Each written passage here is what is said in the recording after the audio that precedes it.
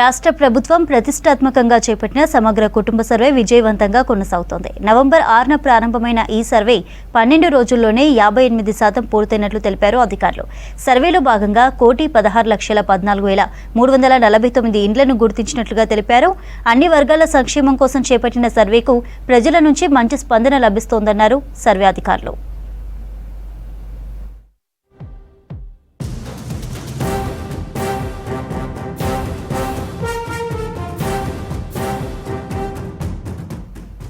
జిల్లాల్లో సర్వేలో ములుగు 81.1%, నల్గొండ 81.4%తో ముందంజలో ఉన్నాయి.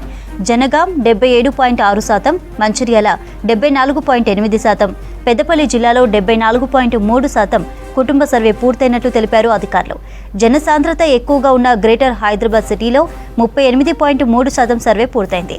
రాష్ట్ర వ్యాప్తంగా 87,807 మంది ఎన్యూమరేటర్లు సర్వేలో పాల్గొన్నారు.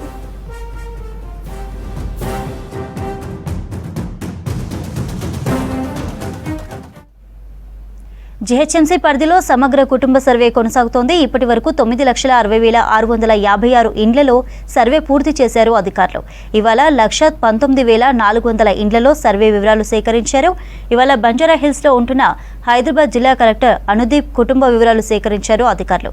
సర్వే పూర్తి చేసిన ఫామ్స్ను స్ట్రాంగ్ రూమ్స్లో భద్రపరుస్తున్నారు అధికారులు.